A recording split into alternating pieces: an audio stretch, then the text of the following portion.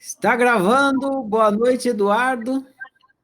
Boa noite, Marcelo. Boa noite a todos e todas. Que alegria poder estar aqui com vocês nesse bate-papo de hoje. Muita gratidão pelo convite. Fico honrado, viu?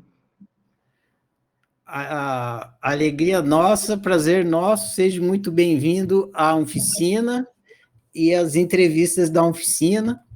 As pessoas que você está vendo aí embaixo são alunos da oficina, praticantes de autociência e autoconhecimento. Então, está no lugar que é da sua casa também, né? Sinta-se em casa. Maravilha. Abraço fraterno a todos vocês, gente. Eduardo, vou começar a entrevista aqui. A gente vai te conhecer, todo mundo vai te conhecer. Eu também vou acabar te conhecendo melhor hoje, né? Então, vou começar a entrevista situando você no tempo e no espaço. E aonde você mora atualmente, Eduardo? Eu sou de Goiás, né, de uma cidade pequena de Goiás, mas eu vim para Uberlândia com 7 anos de idade, né? Fiz um aniversário de 7 anos e desde então eu moro aqui em Uberlândia, Minas Gerais, onde faço diversos trabalhos, trabalhamos em diversas frentes, né? Então, eu resido já há bastante tempo aqui, na cidade de Uberlândia. Famosa Údia. Údia, eu gosto daqui. Meus familiares, praticamente minha família inteira é de Goiás, apenas a minha irmã mora aqui em Uberlândia também, né? Mas como passei num concurso público muito novo, né? Há muitos anos, trabalho na Universidade Federal de Uberlândia. Então, eu sou servidor há quase 16 anos já da universidade aqui da nossa cidade. E há 5 anos, quase 6, na verdade, já também, né? Nós fundamos um instituto, se chama IPS, Instituto de Práticas Integrativas em Saúde, com foco em cursos, atendimentos e projetos sociais. Bom demais. Você matou minha segunda pergunta aqui, que era se você nasceu aí. Você nasceu em Goiás. Isso. Quantos anos você tem atualmente, Eduardo? Hoje eu tenho 35 anos. Cara, você tá novo, hein? Ai, que Tô bom. bem. Você é casado, Eduardo? Sou casado, né? Tem um filho de 5 anos também. Pronto, você matou minha próxima pergunta de novo. Que era, você tem filhos. Então, você é casado e tem um filho de 8 anos, é Isso. isso? Aham, eu sou casado há 12 anos já e tenho o Henrique, de 5 anos de idade. Legal. Eu faço essa pergunta porque uma coisa é você praticar autoconhecimento solteiro, a outra coisa é você praticar autoconhecimento casado. É muito interessante. Aí a gente já sabe qual é o nível de desafio da pessoa, né? Eu concordo. Qual é a sua profissão, Eduardo? É, eu, há 15, quase 16 anos, eu trabalho na Universidade Federal de Uberlândia, né? Passei num concurso muito novo e, e trabalho lá e também trabalho aqui no Instituto, né? Acho que logo a gente vai poder compartilhar um pouquinho mais, né, da trajetória, da jornada, mas só para comentar, né, já tem 11 anos que eu trabalho com a parte de desenvolvimento pessoal, ensino de práticas integrativas, como meditação, reiki, principalmente, né, tem alguns outros cursos também que eu ministro, mas essa é a principal área que eu comecei e continuo até hoje atuando, que é reiki e meditação. E passou um tempo, eu abri um instituto, né? Então, tem quase 6 anos que nós temos esse instituto, que fica com a sede aqui em Uberlândia também, que agora encampa aí as nossas atividades, né? Bom demais, Eduardo. Eu li a sua história lá no site, então eu estou sabendo, só que as pessoas que estão nos assistindo aqui, os alunos, eles não sabem. Então, mesmo eu sabendo, eu tenho que te perguntar várias coisas. Sim, maravilha. Eduardo, se dinheiro fosse desnecessário e você pudesse ter exatamente a profissão que deseja, você continuaria exercendo a mesma profissão? Eu não estaria na universidade. Eu estaria mais no instituto. Isso é muito, muito bacana, né? Que até faz parte de um projeto, né, que eu tenho. A minha esposa, ela é psicóloga, né, pessoal? Ela tem 15 anos já que trabalha como psicóloga, ela é formada aqui na Universidade Federal de Uberlândia também. E ela sempre trabalhou na parte pública, né? UAI, CAPES. E a gente juntos fez um projeto de, inicialmente, conquistar uma liberdade para ela poder ter uma flexibilidade de ir e vir, digamos assim, e poder atender no consultório dela e também ficar mais flexível, né, para fazer os translados aí do meu filho, né? Então a gente combinou que eu continuaria lá na universidade e também aqui no instituto e primeiro a gente conquistaria uma liberdade para ela, né? E aí a gente conseguimos, então ela foi a primeira a ser liberta do ponto, do ponto eletrônico. Hoje ela atende com muita flexibilidade aqui no Instituto, a gente tem várias salas aqui com terapeutas, né? E faz essa parte aí do translado, do meu filho também, tudo que a gente precisa, né? E aí, agora, o meu foco é reduzir cada vez mais a minha presença lá na universidade, né? Para que eu possa me dedicar cada vez mais àquilo que eu amo fazer, que é atender e principalmente conduzir cursos e grupos, né? A gente já teve muitos grupos de estudo. A gente tem esse hábito de fazer grupos de leitura e grupos de estudo aqui no Instituto. Antes era tudo presencial, né? Agora a gente vem, desde o ano passado, adotando muito essa modalidade de EAD também. E aí, se eu não precisasse de dinheiro, se dinheiro não fosse o problema, né, eu estaria mais presente, né, mais horas do meu dia aqui, porque é bom demais, né? Aqui parece que é muito interessante, porque no tempo, em questão de tempo, eu acabo, quando eu não estou na universidade, ficando muito mais horas aqui no Instituto do que eu fico lá na UF, que eu fico lá 8 horas por dia, né? Então, o dia que eu não preciso estar lá, por exemplo, eu passo 10 horas aqui, mas, por mais que eu passe mais tempo aqui, eu não sinto que eu estou trabalhando. É leve. Eu sinto que é a coisa que flui sem resistência, né? Então, é aqui que eu estaria. Só com um pouco mais de presença temporal. Eu te entendo perfeitamente, passei por essa fase também, que eu ficava no trabalho pensando em não estar lá para poder estar no que eu queria estar fazendo mesmo, que era o trabalho da oficina. Aí, aos poucos, a gente vai revertendo. Hoje em dia, eu fico só no trabalho da oficina. Isso. Muito bem, Eduardo. Agora a gente vai conhecer a sua história, um pouco da sua história. Me Bora conta lá. uma lembrança boa da sua infância. Uma lembrança boa? Da sua infância. Olha, uma lembrança muito bacana que eu tenho, é assim, eu tenho várias lembranças de viagens, né? A gente tinha um costume de fazer algumas viagens, e teve uma viagem que foi muito bacana. Salvo engano, eu estava com 8 anos, e a gente foi para um hotel lá em Caldas Novas, né? E achei muito legal poder mergulhar naquela água quente, ficar com a minha família, né? A gente ficava pouco, né? Meu pai sempre trabalhou muito também, então passar assim alguns dias com a família, naquele lugar bonito, aquela piscina que tinha as pedrinhas no fundo, não é aquelas piscinas que tem azulejo, né? Parece uma coisa natural. Então essa foi uma das memórias assim que me marcou bastante, né?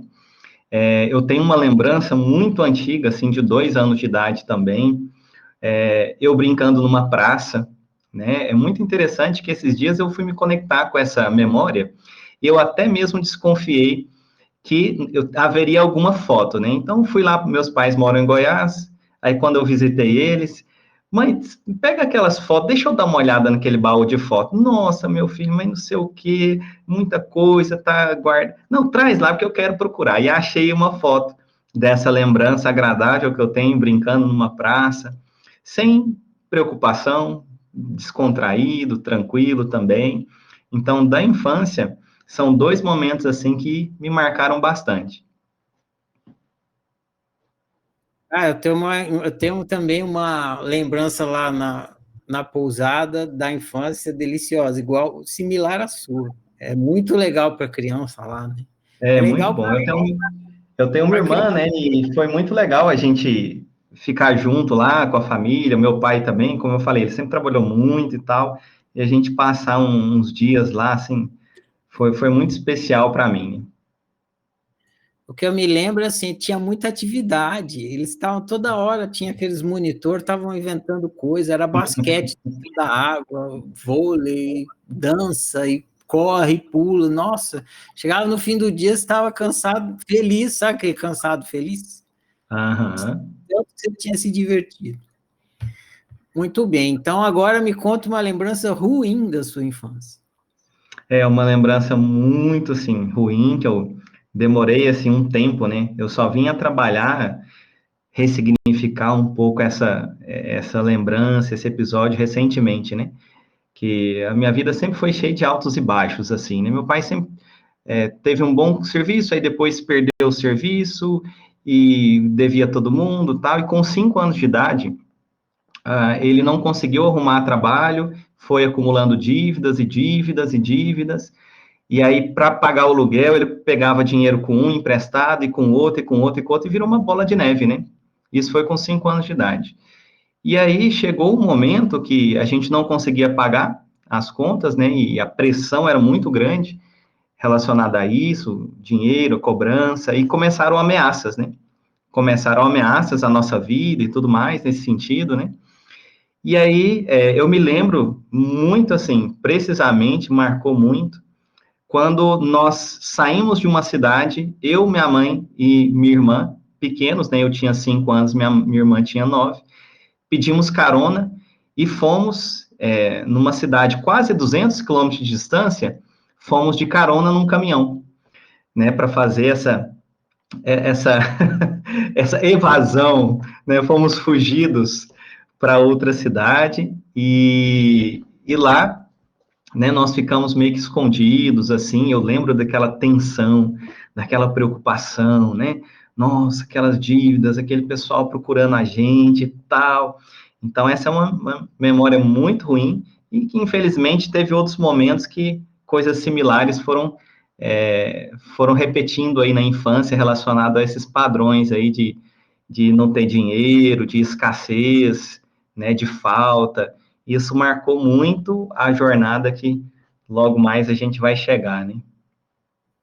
Você falou que você ressignificou essa lembrança? Você ressignificou ela, né? Sim, quando eu pensava nisso, por exemplo, eu não conseguia contar com essa naturalidade que eu estou falando aqui para vocês, e tranquilidade. Posso contar hoje para você, entendendo que isso é parte da história do Eduardo, né? Mas sem carregar aquela repercussão emocional que eu sentia. Então, sempre que eu pensava, eu me lembro da cena exatamente da gente viajando naquele caminhão, né? Eu me lembro que eu peguei uns brinquedinhos assim, uns carrinhos, uns caminhãozinhos bem pequenininhos assim, e pus num saquinho, e aquela a coisa importante para mim que eu estava levando aqueles brinquedinhos, né? E antes, quando eu pensava nisso, eu me emocionava bastante, eu tinha muita dificuldade, né? Então, tinha uma repercussão muito forte quando eu pensava nessa, em outros episódios um pouco similares a esses, ligados aí com problemas de escassez e essa questão de finança também, da gente não ter dinheiro para pagar aluguel, dificuldade para comprar comida, essas coisas, né, assim, para a sobrevivência, né, naquele modo sobrevivência. Então, quando eu pensava muito nisso, isso me gerava muitas emoções, assim. E eu percebia que esses padrões de escassez, né, de medo, o medo de perder, né, o medo de não ter, o medo de faltar, isso era muito presente na minha vida atual, né, nessa época mais madura, mais adulta, né, e eu fico pensando o quanto que nós somos marcados por tudo que nos acontece no nosso dia a dia, e principalmente quando nós estamos nessa fase de criança, né? Quando nós somos crianças, quando nós somos adolescentes, pré-adolescentes, essas coisas nos marcam muito, né?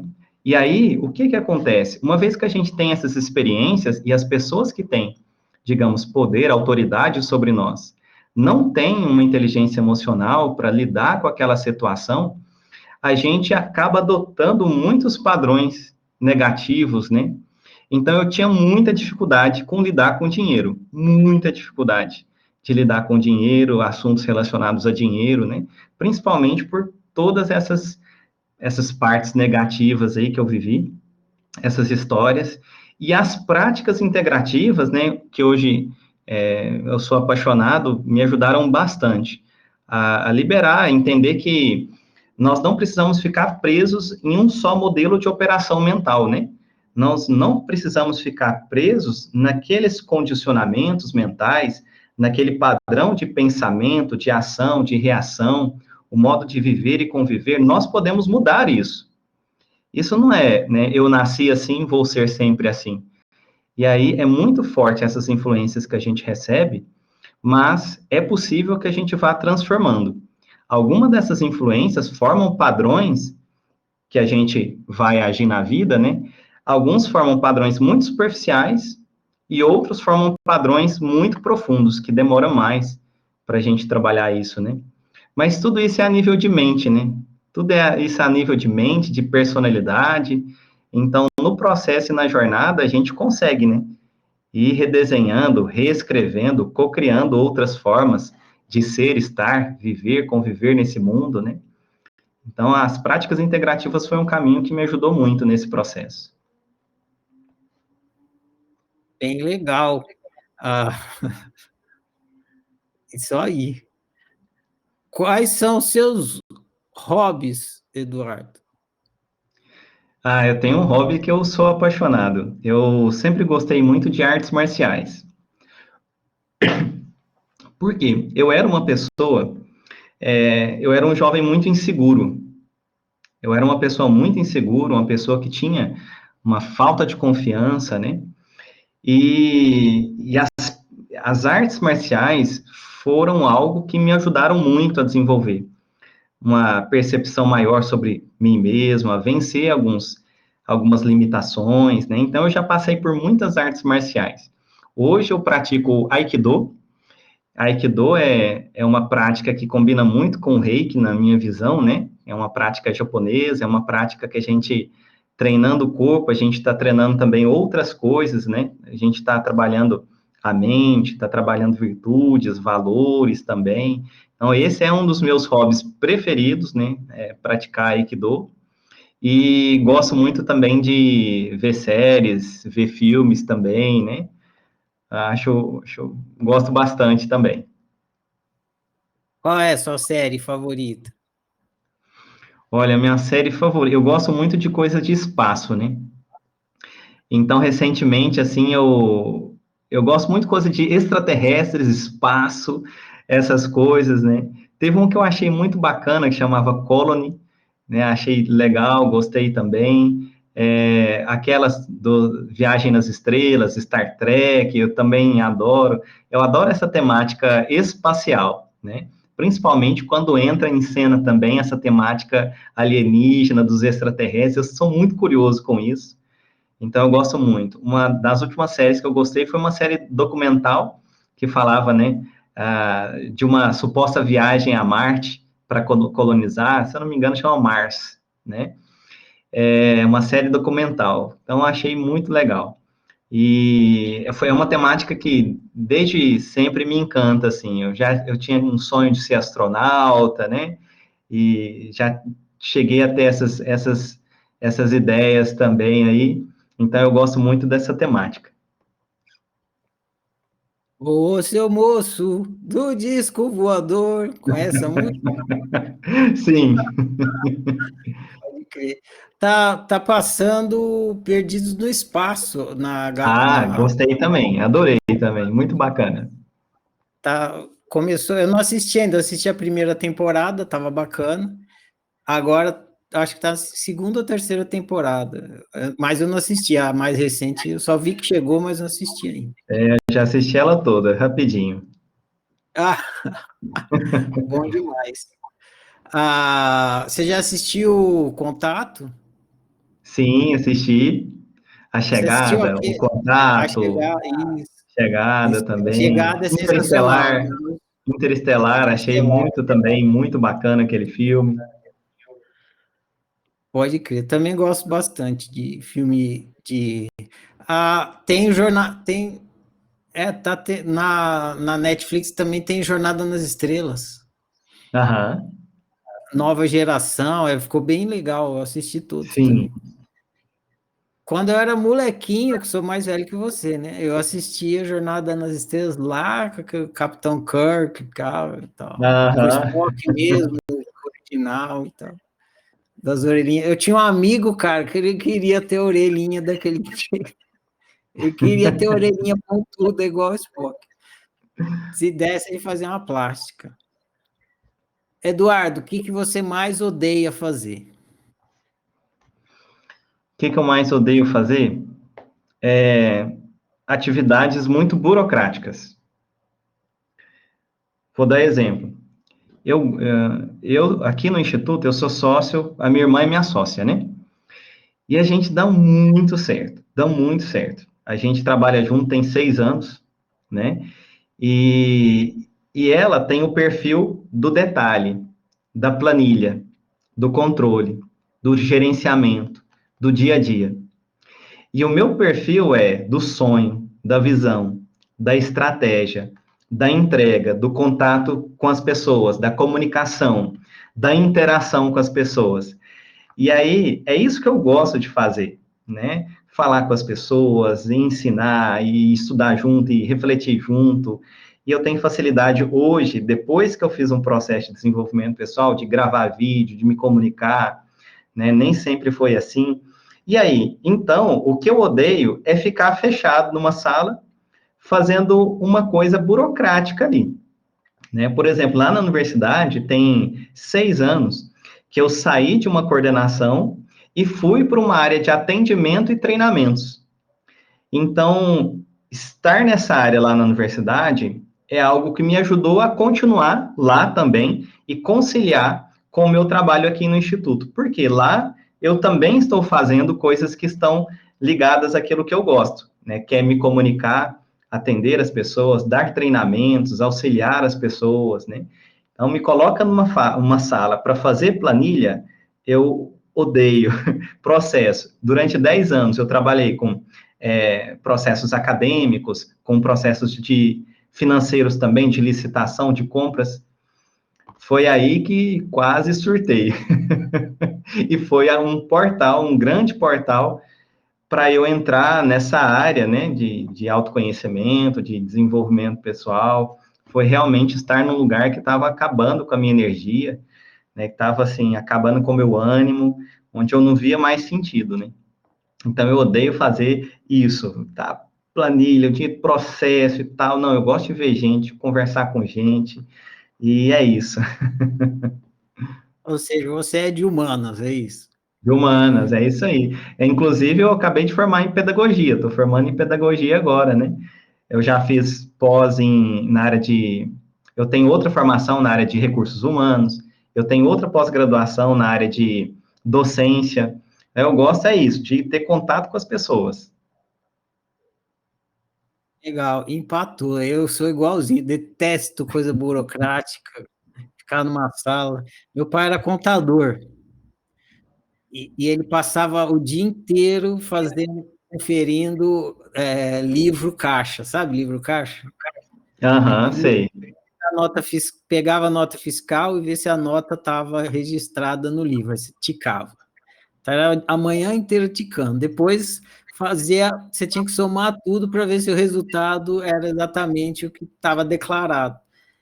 Nossa, ele me colocou para trabalhar com ele uma vez, eu quase tive um trem. Falei, não, nunca mais fazer E esse é muito trabalho. interessante isso, Marcelo, essa diversidade das individualidades, né? É muito interessante. Por exemplo, aqui no Instituto, nós somos 3 instrutores.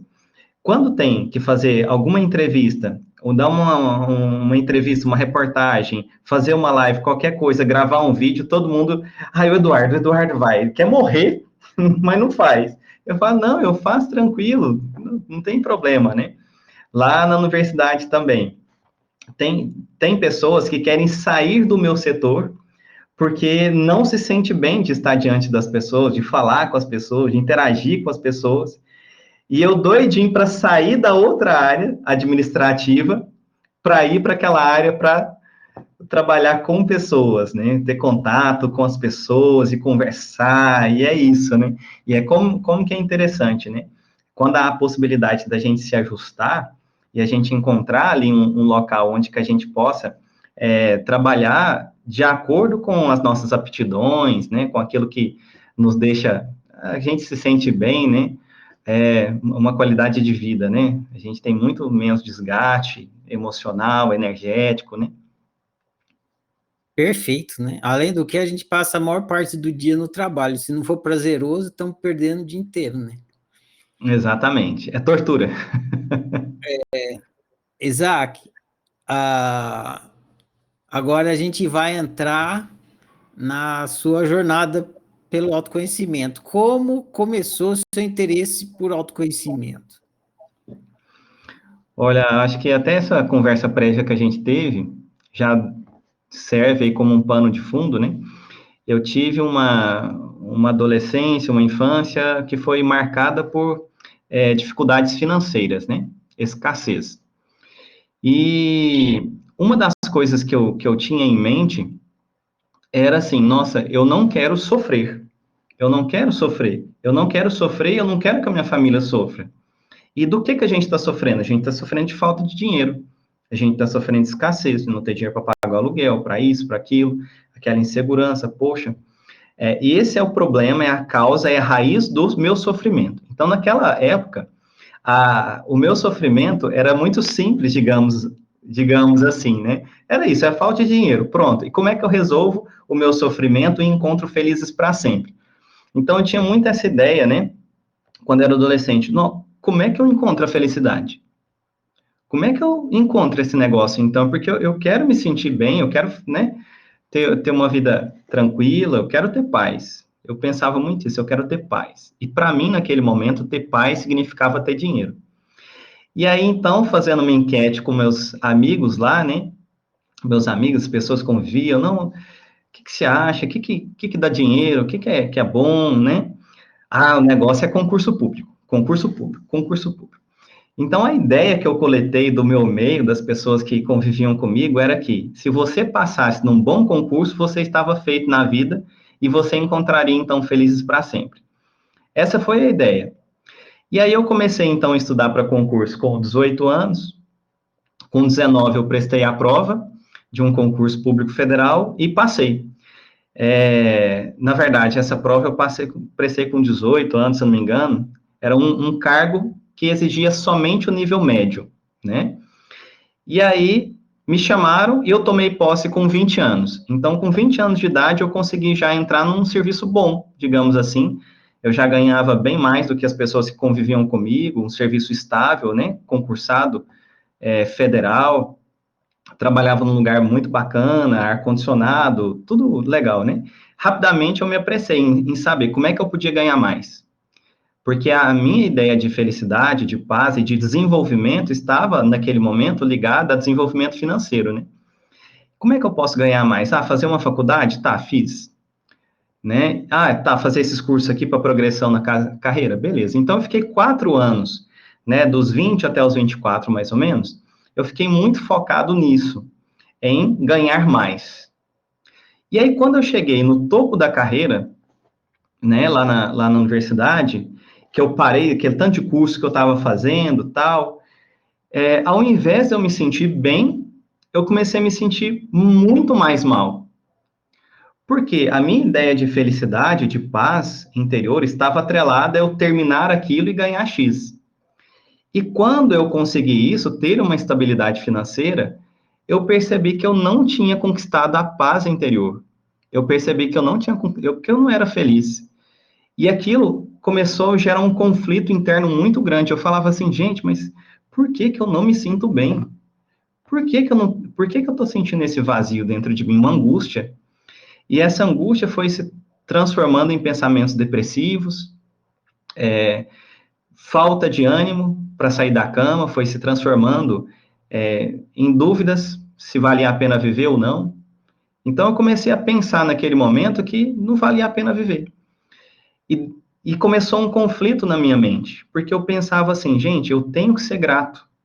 Eu tenho que ser grato. As pessoas já começavam a falar naquela época de gratidão, 2010, já estava, pessoal, gratidão, não sei o quê. Eu falava, gente, mas eu tento ser grato. Mas esse trem de gratidão, de descer daqui para cá, para sentir isso, não tá. Eu acho que essa ponte está quebrada, eu não sei o que está acontecendo. Eu tento, eu penso, eu rezo, sei lá o que eu faço, mas cada dia que passa eu estou me sentindo pior. Aí eu comecei a ter crise de ansiedade, crise de ansiedade, e comecei a ter uns pensamentos muito ruins, que não valia a pena continuar a viver. E aí foi muito interessante, porque no início é muito fácil a gente vestir máscaras, né? A gente veste uma máscara e no dia a dia é tão fácil, né? O pessoal olha e fala assim, por exemplo, a Alexa ali. E aí, Alexa, tudo bem com você? Aí a Alexa, tudo bem, beleza, obrigado. Só que às vezes a Alexa né, tá muito assim, não tá bem. E aí, essa máscara, às vezes, ela vai, né, desbotando. Ela vai desbotando, e aí eu já não tinha ânimo, as minhas relações, meu humor, as minhas relações no trabalho, minhas relações pessoais, eu tentava esconder, né? Tudo que eu estava sentindo e pensando, eu tentava ser forte, esconder. Mas o brilho vai acabando. E aí um dia uma professora que trabalhava comigo passou lá e falou assim, Eduardo, eu te mandei um e-mail, depois você dá uma olhada. E aí quando a gente não está bem, eu não sei se acontece com vocês também, mas qualquer sombra se transforma em um monstro, por causa das projeções, das inseguranças, das expectativas. E eu já falei, meu Deus, já vem, mandado de segurança, é aqueles problemas, é abacaxi. E eu abri aquele e-mail, era um convite para um negócio que chamava curso de Reiki. Curso de Reiki. Eu falei, meu Jesus, Reiki, que loucura. A professora tá meio despirolada, né? Despirocada, só pode. E aí, eu falei assim, bom, eu não sei se eu quero viver, se eu não quero, estou desanimado, sei lá, eu vou nesse trem aí, vamos ver o que dá. E eu fui nesse curso sem saber o que era Reiki, sem saber o que isso ia fazer na minha vida. Aí eu cheguei lá, fiz o curso, aprendi, para quem não conhece, né, Reiki é uma terapia japonesa, vai fazer 100 anos no ano que vem, é uma prática que nos ajuda, né, ter um pouco mais de equilíbrio, bem-estar. A gente estuda várias técnicas, meditação, canalização de energias, né, através das mãos e outras formas. E eu comecei a praticar aquele negócio, fazer meditação e fazer Reiki comigo. E aí, passou poucos meses, uns 2 meses mais ou menos, eu não percebi mudança, eu não estava prestando atenção em mim. Eu estava fazendo aquilo e sobrevivendo, né? E aí as pessoas começaram a me dar retorno, feedback. Eduardo, tem alguma coisa diferente com você? Ué, o que você está fazendo diferente? Eu, diferente? Diferente como? Não sei. Aí vinha outra pessoa, Eduardo, você está diferente? O que você está fazendo, Eduardo? Você entrou numa igreja nova? O que você está fazendo? Eu, igreja? Não estou fazendo nada. Por quê? Aí outra vez, outra pessoa, eu já fiquei encucado com aquilo. Falei, o que você está achando diferente em mim? Eduardo, você está mais animado. Você conversa agora com as pessoas, você ficava calado, agora você conversa, agora seus olhos estão brilhando, Eduardo. Seus olhos agora brilham, né? Você conversa com as pessoas. Eu falei, gente, tem alguma coisa acontecendo mesmo. Aí eu parei para prestar atenção em mim. E é da mesma maneira que cabelo. Às vezes, Marcelo, cabelo você não vê crescer de um dia para o outro, você não vê uma mudança. Mas quando passa 2, 3 semanas, você fala, nossa, meu cabelo está grande. Então, comigo, o primeiro sinal de alguma mudança de rumo foi isso. Eu prestei atenção, falei, gente, mas peraí, eu estou acordando mais animado. Eu estou mais disposto. As minhas emoções estão oscilando menos. Ué, estranho é bom demais. E eu fiquei tão empolgado com aquilo, porque o que eu senti é que eu estava no fundo do poço e que eu fui resgatado do fundo do poço, entendeu? É como se eu só visse escuridão e eu comecei a ver luz e vida, sentir vida. E aí eu fiquei tão encantado com aquilo que eu decidi. Eu falei, eu quero estudar mais. E tudo que aparecia curso, eu ia fazer. Cura estelar das galáxias, eu vou, pronto. Eu vou, curso de, vou. E eu fui, tudo que me chamava de curso de iniciação, eu fui fazendo. Um ano depois, eu decidi levar isso para mais pessoas, porque eu só estava enchendo o cabeção. Fazendo curso, certificado. Eu falei, gente, esse trem foi tão bom para mim. Sabe o que eu vou fazer? Eu vou começar eu vou começar a fazer isso com outras pessoas. Bastou eu pensar isso, eu acho que eu vou começar a fazer isso com outras pessoas. Já pessoas, amigos, Eduardo, eu estou muito ansioso, será que você pode me ajudar, Eu, inseguro, muito inseguro no início de fazer com outras pessoas, né? Mas aí, às vezes, o medo trava muito a gente. Para a gente fazer algumas coisas na nossa vida, talvez a gente não deve esperar não termos medo, mas simplesmente que a nossa força de ação seja 1% maior do que o nosso medo. Então, eu fico pensando muito isso. Não espere não ter medo. A sua força de ir, de movimentar, de ação, de vontade, tem que ser apenas 1% maior e você vai fazer. Com medo mesmo, você vai. E aí, um ano depois, eu abri meu primeiro consultório, foi em 2011, meu primeiro consultório de práticas integrativas. E aí, comecei a fazer isso no 1 a 1, levar isso para outras pessoas. E aí, quando eu comecei a levar isso para outras pessoas, eu falei, cara, eu me senti melhor ainda. Então, enquanto eu fazia só comigo, eu me senti bem. Quando eu comecei a levar isso para outras pessoas, ou seja, quando eu integrei o servir, eu senti algo extraordinário. Foi extraordinário. O olhar das pessoas, sabe? A transformação, me sentir útil, né?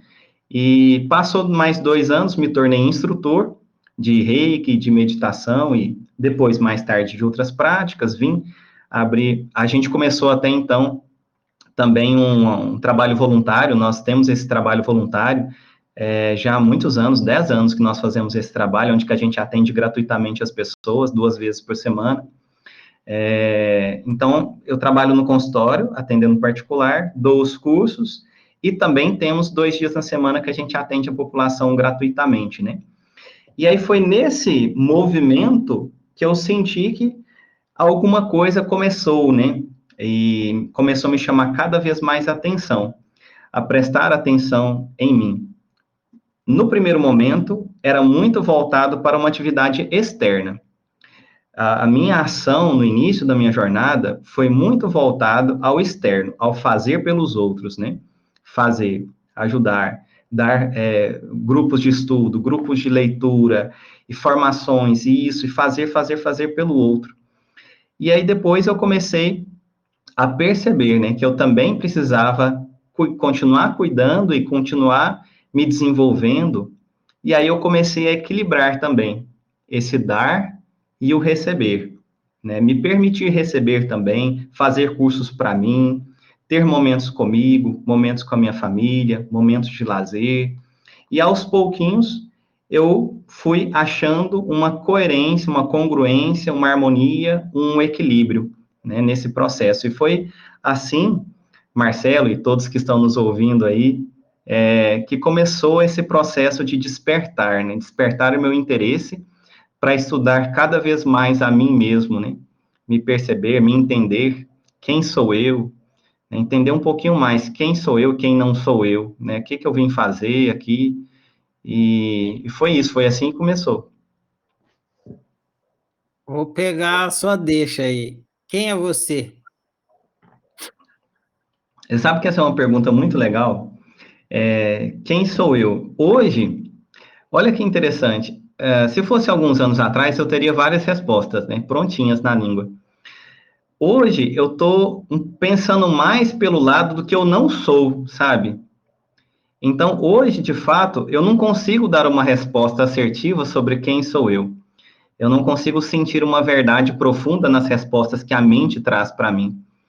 Mas eu percebo agora com mais facilidade coisas que eu não sou, né? Então, coisas que eu não sou, eu já estou percebendo. Então, eu não sou os papéis. Eu tenho vários papéis, né? Eu tenho o papel de pai, o papel de filho, o papel de irmão, o papel de esposo, o papel de funcionário público, o papel de instrutor, o papel de terapeuta e tantos outros papéis. Só que nenhum desses papéis define de fato quem eu sou, né? Então parece que hoje é o contrário. Ao invés de saber quem eu sou, eu estou num desconhecimento, né? Ou seja, uma desidentificação de quem eu não sou. É muito engraçado, porque essa questão de autoconhecimento, né? Eu falava muito isso. Até você vai ver no nosso site, tem muito essa frase, autoconhecimento, desenvolvimento pessoal, mas eu estou sentindo uma coisa muito maluca, sabe? É muito maluco, porque no início eu sentia que eu estava indo para algum lugar, numa construção. Estudava chakras, estudava corpos sutis, dimensões, e não sei o quê, e mais uma coisa, e livros, e obras, e cursos, e parece que eu ia juntando mais informação sobre mim mesmo. Mas nesses últimos momentos eu ainda tenho essa vertente de ideia, mas do outro lado, por mais contraditório que pareça, a jornada parece que é desconhecer. Não, isso não sou eu. Isso não sou eu. Esse pensamento não sou eu. Esse sentimento não sou eu. Esse corpo não sou eu. Essa ideia não sou eu. Quem sou eu? É uma pergunta que eu tenho me feito bastante. E aí, muito mais do que respostas, né? Eu tenho negativas. Eu não sou isso, eu não sou aquilo, eu não sou aquilo, eu não sou aquilo. É muito maluco isso. Na oficina eu tenho uma frase que eu uso para explicar exatamente isso aí que você falou. Porque o despertar da consciência, às vezes, a outra palavra que se usa para isso é iluminação, que é muito popular, né? Temos buscadores espirituais que buscam a iluminação e tal. Então, às vezes, aí eu uso essa palavra também, às vezes, iluminação. E aí eu digo que iluminação não é mais, iluminação é menos. Porque aí, esse é um grande equívoco dos buscadores. E é exatamente isso que você falou. No começo ele quer mais e mais e mais, e ele acha que ele está chegando em algum lugar. Aí, uma hora ele percebe e fala: não, é menos. Iluminação é retirando tudo que eu não sou, igual você falou. Vou retirar, tira isso aqui, tira isso aqui.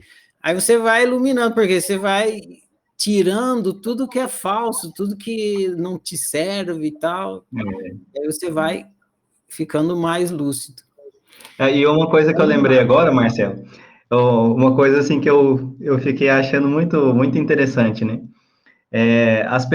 Muitas pessoas acham que me conhecem, né? E pessoas acham que nos conhecem, né? Só que cada um tem uma ideia diferente sobre nós. E quem somos nós? Qual dessas N pessoas que têm ideias sobre nós está certa?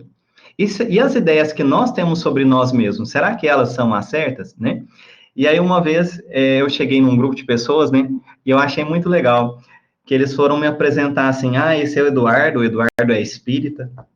Eu falei: nossa, de onde veio o rótulo, né? De onde ela trouxe esse rótulo? Só porque eu estava lendo aquele livro, que a gente fez aquele estudo. E aí eu fui em outro grupo, e eu fui dar uma palestra, aí o pessoal falou assim: agora nós vamos ouvir o Eduardo, que ele é budista, e não sei o quê, e eu fiquei rindo. Gente, olha que interessante, né? Como que as pessoas vão atribuindo os rótulos, vão nos encaixando em caixas, né? Vão colocando cerquinhas ali para tentar nos conhecer, nos limitar, se relacionar conosco, né? Mas nós não somos nada disso, né? É muito interessante. Então, eu passei por várias religiões, vários grupos. Aí hoje, quando o pessoal me pergunta, eu falo: eu sou é nada. Eu sou é nada, eu sou, né? O É que é isso você? Eu aí, sou. tá certo. Eduardo, quais são os seus ídolos no autoconhecimento? Olha, na parte filosófica, tem uma pessoa que eu gosto muito de ouvi-la aqui, é a Lúcia Helena Galvão. Então, Lúcia Helena Galvão, da Nova Acrópole, é uma pessoa que nutre muito um aspecto filosófico. Um aspecto mais espiritual, atualmente, eu tenho estudado muito com o Swami Narayanananda, que é o Dr. Ruge, né? eu tenho ouvido muito, um dos livros que eu gosto muito, né? Porque apesar de não pertencer a nenhuma religião específica, eu transito. Eu não tenho problema nenhum, sabe? Semana que vem eu vou dar uma palestra num grupo mais espírita e não tem problema, né? E vou e me sinto muito bem em qualquer lugar. Estudo muitos livros. Então, eu gosto de estudar o Tao Te Ching, eu gosto de estudar Bhagavad Gita.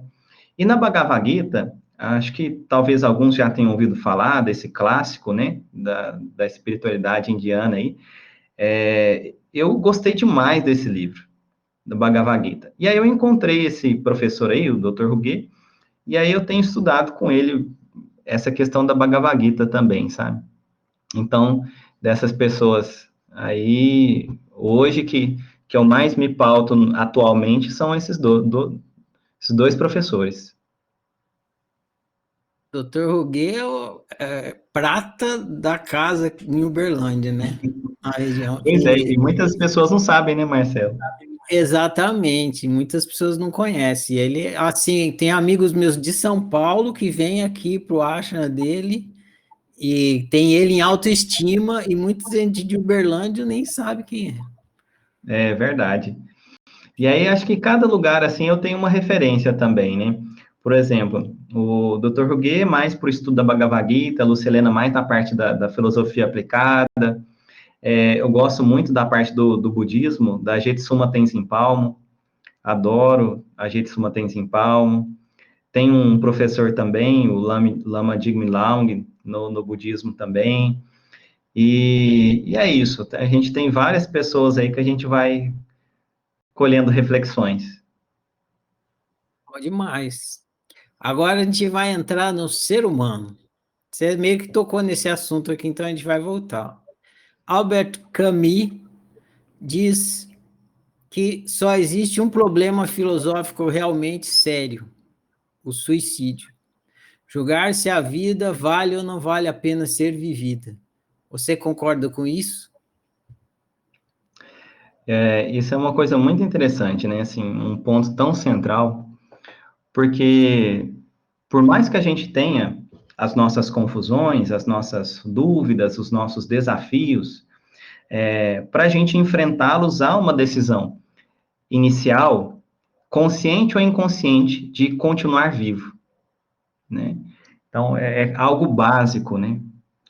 Quando você vai enfrentar uma adversidade, um problema, né?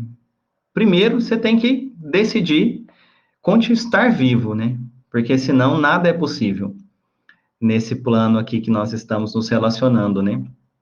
E aí, quando você desiste de viver, ou simplesmente por você não ver sentido, ou então por você desejar cessar uma dor, um sofrimento atual, ou outros, né?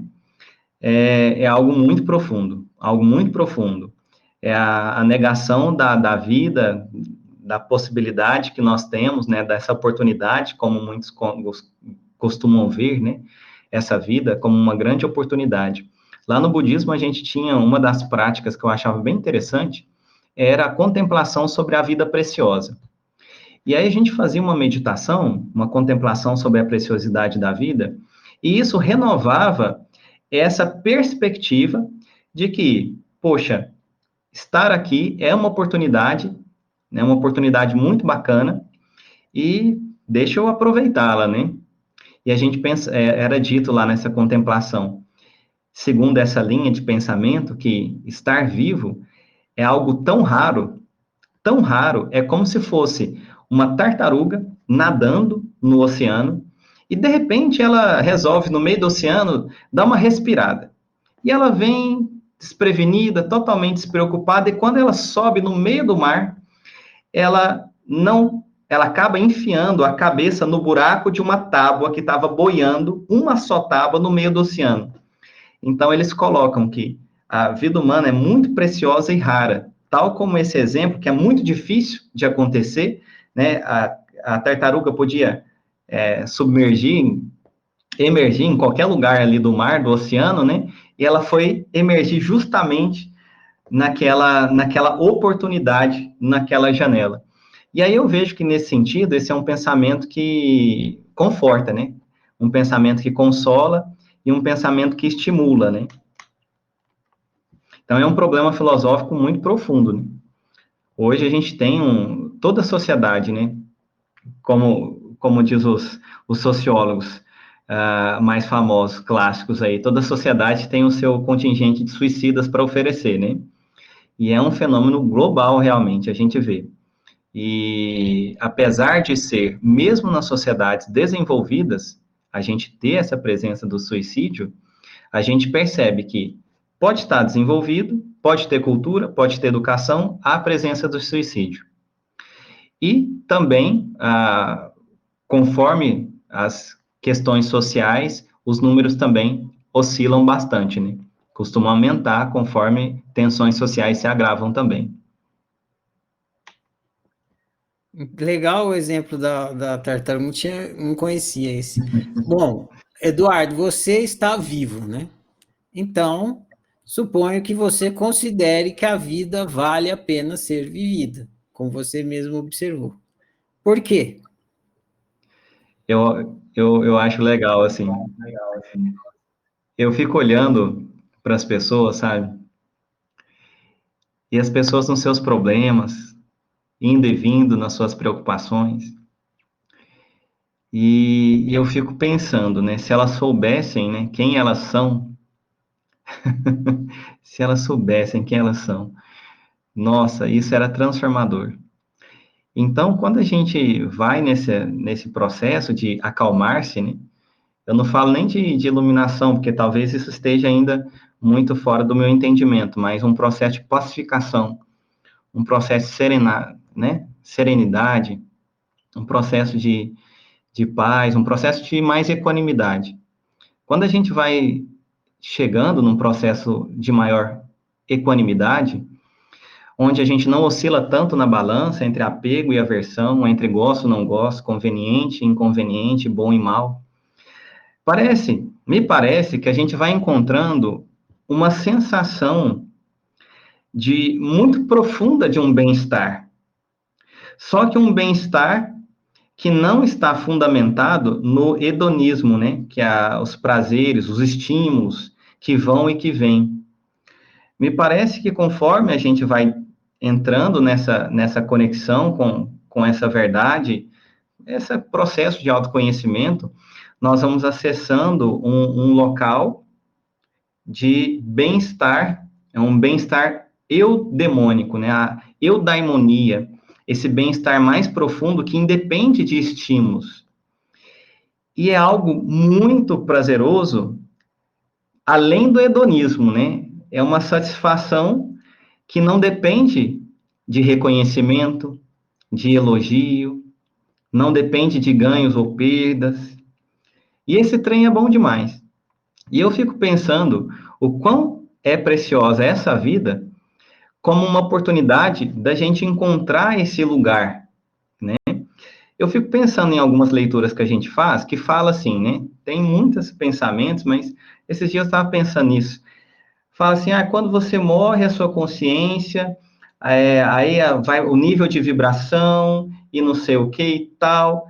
E aí eu falei assim, gente, mas então quer dizer que a gente fica tudo separadinho, assim, né? Como se fosse um balãozinho que tem uma vibração e vai para a faixa de vibração correspondente, né? Eu falo, gente, e os meus amigos, e o povo, né? Cada um vai para um lado. E aí eu fico pensando o quanto esse planeta, ele é interessante no sentido do despertar. Até hoje mesmo, no meu treino de Aikido, nós estávamos conversando sobre quando não tem conflito, não há prática de Aikido, que é buscar a harmonização e o aprendizado a partir do conflito. E esse planeta, esta vida que nós nos encontramos, na minha percepção atual, amanhã pode ser diferente, ela oferece uma oportunidade da gente conviver com pessoas tão diversas, com pensamentos, com modos de operação mental tão diversos uns dos outros, e isso gera um tensionamento, gera um contraste. E do contraste parece nascer consciência. Se houvesse só o branco, como é que eu me daria conta do branco? Então, quando há contraste, o claro, o escuro, o dia, a noite, o bom e mal, surge consciência, surge percepção. E aí, nesse diálogo dos opostos aí, nessas antíteses, a gente vai despertando essa consciência. E eu fico pensando, nessa linha, o quanto é precioso estar vivo, estar aqui nesse planeta, mesmo com os amigos abençoados que a gente tem, mesmo com aquele coleguinha abençoado que tem no seu trabalho, e quando você vê ele vindo do seu lado, você fala, meu Jesus, lá vem a pessoa, deixa eu me benzer, a pessoa vai embora, você faz até o sinal da cruz, né? Mesmo você vivendo nesse ambiente tão diverso assim, eu fico pensando o quanto isso é oportuno. Você comentou a questão da família, né? Eu fico pensando isso também. Antes de eu casar, eu fazia as coisas no meu tempo, eu não tinha hora para ir, hora para vir, hora para dormir, hora para comer, não tinha hora para nada. Aí, agora, 12 anos de casado, um filho de 5 anos tem que organizar, tem que planejar, tem que combinar, tem que olhar as necessidades e tem que ajustar. Você convive na intimidade com outras estruturas de pensamento e sentimento, né? Outras histórias únicas de vida, e é como se fosse ali a imagem, a analogia que eu faço da família, né? Da família mais próxima que você convive, é como se fosse aquela forja do ferreiro, né? Quando você coloca o minério de ferro lá, e aí vai esquentando, aquele fogo vai esquentando para aquilo lá derreter e você poder, então, trabalhar naquilo. A nossa família, as pessoas que a gente tem intimidade, é uma beleza. A intimidade é uma delícia. As pessoas que nós temos pouca intimidade, nós temos uma disposição muito maior de sermos gentis, de sermos educados, né? De tolerarmos essa diversidade, mas na intimidade, essa tolerância, essa gentileza, às vezes vai diminuindo, né? Então, a gente vai convivendo muito nu e cru com, as questões do outro, com os ajustes, né? É uma experiência enriquecedora. Então, por que valeria a pena viver? Eu acredito que esse mundo, esta vida, este planeta que nós habitamos, ele oferece essa diversidade, esses contrastes muito malucos, esses conflitos, essas tensões, que gera reflexão, que gera contraste. E que nós podemos, às vezes, encontrar uma maneira de fluir e aprender com isso aí, com menos sofrimento e menos drama. Menos sofrimento e menos drama, né? Tá, beleza. Eu vou seguir aqui, entendi direitinho. Para a gente. Porque eu quero fazer todas as perguntas aí. O que é ser humano, Eduardo? Ser humano. Ser humano é ser não só alguém que cede aos impulsos de um animal, né? Mas sim, para mim, ser humano, um ser humano de fato, é aquele que permite que floresça, aquele que revela virtudes, valores e sabedoria. Então, para mim, um ser humano, ser humano, é aquele que busca virtudes, valores e sabedoria. E em se desenvolvendo, coloca isso em movimento para servir. Então, para mim, essa é a visão do ser humano. Aí eu vi a Lúcia Helena, hein? Eduardo, o nascimento é o início do ser humano e a morte é o fim? Um ser humano é um corpo humano? Quando seu corpo morrer, você deixará de existir? O que eu penso que o Eduardo é edição limitada. Eu acho que o Eduardo, ele chegou aqui no nascimento, né? Quer dizer, na concepção, o Eduardo chegou na concepção, na vida intrauterina, no seu nascimento, e eu acho que o Eduardo, enquanto personalidade, ele vai ficar lá na Terra, né? E personalidade, sim. Agora, eu sinto que tem algo que continua, mas não quanto à personalidade, algo um pouco mais profundo, né? Esse ser que a gente tenta descobri-lo, né? Mas aí quando a gente tenta, a gente volta para a mente, a gente vai e volta para a mente, a gente vai e volta para a mente. mas é como se fosse um contínuo mental, né? Algo que já era e que está se manifestando através dessa personalidade e vai continuar a ser. Então, é isso que eu tenho pensado e refletido sobre isso, né? Sempre fui e sempre serei o que eu verdadeiramente sou. O que eu sou, em verdade, jamais será alterado, jamais será corrompido, e nem é um vir a ser, nem é um realizar. Então, o que eu sou de fato, eu sempre fui e sempre serei. E agora o Eduardo é uma edição limitada. Eu gosto do Eduardo, sabe, dessa personalidade, acho bacana. Não tem aversão, não, né? Aí, nem apego. A hora que for também, vou dar um tchau para Eduardo e vamos embora. Beleza. O que é autoconhecimento? Para mim, autoconhecimento hoje é um desconhecimento, né? É um desconhecimento do que não se é, para a gente aproximar cada vez mais de algo que eu não sei, né? Que eu não sei o que é. É uma desidentificação contínua. Na sequência, para que serve o autoconhecimento? É nesse sentido. O autoconhecimento, para mim, ele serve para reduzir o drama e o sofrimento. Né? Eu acho que a gente pode fluir, aprender a fluir com leveza, sem resistência, consciente, lúcido, percebendo o corpo falando, percebendo as pessoas elogiando, percebendo as outras brigando, né? Então, o autoconhecimento serve para fluir com mais leveza, com mais equanimidade e com menos drama. E ir progressivamente desidentificando do que não somos.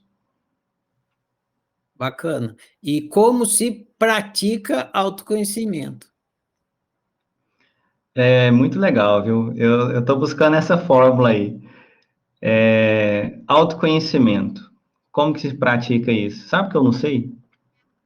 Eu falei toda a minha jornada, tudo que eu fiz, mas eu não sei muito como que se pratica, né? Porque eu fico pensando que eu fiz muito curso, né, grupo de estudo, grupo de leitura, e fui, e pertenci a ordens, a religiões, a um monte de coisa. Só que muita coisa encheu só meu cabeção, a mente, né? E às vezes mais confundiu do que resolveu. E eu fico pensando, talvez com autoconhecimento, eu podia sentar na calçada ali, olhar o céu e respirar, e eu poderia ter muito mais autoconhecimento do que um erudito. Então, eu não sei te responder como é que a gente poderia ter mais autoconhecimento. Tá tranquilo. A próxima pergunta é, eu vou simular uma imagem, tá? Uma situação. Maravilha. Imagina que você vai fazer um comercial de televisão e você vendendo o autoconhecimento. Você deve dizer algo que convença a pessoa que está assistindo na televisão a praticar autoconhecimento. O que você diria? Fazer um marketing, né? Fazer um marketing para chamar a pessoa para o autoconhecimento. Isso aí, Olha faz só, o eu marketing. acho que eu diria alguma coisa no sentido de Imagina que eu sou telespectador e fala para mim assim, ô, ao você aí, vivo, é, falar assim: você acorda de manhã sem ânimo, sem perspectiva, você sente um vazio, uma angústia que não é atendida mesmo com atividades, mesmo com conquistas materiais. Venha para o autoconhecimento e descubra cada vez mais que tudo isso e muito mais não vai te trazer felicidade e satisfação. bom Descubra demais. mais que existe um local de paz e bem-estar e que esse local já existe aqui e agora dentro de você. Venha descobrir esse segredo incrível. Sobre isso, só um comentário, Marcelo. Às vezes eu fico Pode olhando para fazer. as pessoas e refletindo sobre isso, né? Que ela, como se ela já tivesse todas as respostas que ela procura dentro dela, né? E ela tá procurando, tá indo, tá naquela confusão. E aí uma imagem que às vezes me vem é que a pessoa dorme na cama, e embaixo da cama tem um baú do tesouro, que tudo que ela mais procurava estava debaixo da sua cama, né? Só que ela olhou, viajou o mundo, foi na lua e voltou, mas não olhou debaixo da cama, um tesouro que já existia e já era. Essa aí é a metáfora do Eckhart Tolle, sabia? Não, nunca ouvi, não. Na abertura do livro O Poder do Agora, ele usa essa metáfora, exatamente essa. Caramba, Não, legal, acho ainda que não não é li. dormindo em cima do baú de tesouro, acho que sentado em cima. Essa metáfora se repete muito. O Alquimista também é essa metáfora. Você já leu O Alquimista? Do Paulo Coelho? Do Paulo Coelho? Caramba, eu li com 15 anos, 16 anos, 17 anos, mais ou menos, eu não me recordo muito. Você lembra que ele estava numa igreja, aí ele sai para fazer, né, e volta para a igreja? Não lembro. É a mesma metáfora também, né? O tesouro, ele sai, ele tá nessa igreja, ele sai para procurar o tesouro, faz a viagem inteira, volta para a igreja, quando ele chega, ele descobre que ele estava sentado em cima do tesouro. É muito popular essa metáfora, mas é ótima, Legal. ela é popular porque ela é ótima. Eduardo, o que é consciência? Consciência, né? Para mim, consciência tem a palavra consciência, que se refere a esse ato, né, de estar consciente, estar lúcido. Agora, não é dessa forma que eu interpreto a palavra consciência. Esse fato de um estado de mente de estar lúcido, né? Perceber as coisas, ter cognição. Para mim, consciência está relacionado ao ser, né? Aquilo que a gente é em verdade, a um centro de luz e percepção. É como se fosse o observador, né? Para mim, consciência hoje, ela é outra coisa que não a mente, né? É esse centro de percepção e luz que eu estou tentando descobrir. A ignorância é uma bênção? A ignorância, eu acho que nos deixa numa zona de conforto. E tem uma metáfora aqui, se você me permite, até tem um palavrão no meio, mas é bem light um palavrão, né? É interessante, porque assim, à medida que eu comecei nesse caminho, né, de tentar conhecer, de me entender melhor quem sou eu, o que, que eu estou fazendo aqui, e daí por diante, no início, ao invés de me sentir bem, eu me senti foi mal. É muito curioso que eu comecei, eu falei assim, peraí, caramba, mas peraí. Eu tinha respostas que me satisfizeram por um tempo. E, e agora, nesse processo, essas respostas não me satisfazem mais. E aí, no caminho, surgiram mais incertezas e dúvidas, mais perguntas do que respostas. Inicialmente, essa questão me gerou angústia. Então, eu falei, caramba, agora eu não sei de nada. Pronto, eu não sei o que é Deus, não sei o que é o universo, não sei o que é o ser, não sei o que é o... Não sei. Então, essas dúvidas esse processo, essa jornada de autoconhecimento traz muita indagação, né? Muita reflexão. E aí, as respostinhas que para muitos serviam e servem até hoje, para nós, às vezes, já não começam a não ser suficientes. Então, no início, eu não estava confortável com isso. Aí, naquele momento, eu pensava que a ignorância poderia ser uma bênção, né? Porque tinha muita gente trabalhando, levanta, vai para o trabalho, come, beleza, paga as contas, e é isso a vida. A vida é isso, né? E para mim a vida assim não dá mais, né? Aquelas respostas prontas que você recebe. Então essa angústia primeiro me trouxe um desconforto. Depois eu comecei a sentir segurança na insegurança. Eu comecei a ter estabilidade no movimento. Eu comecei a ter um equilíbrio na impermanência. Aí, quando isso dá uma sentada, a ignorância não é uma bênção. A ignorância é uma zona de conforto muito ruim. Diz um amigo meu que na Rússia há um pássaro bem pequeno, que quando fica muito frio, ele entra no cocô da vaca, né? Então, aquele cocôzão da vaca é muito frio, o que que ele faz? Ele entra lá dentro.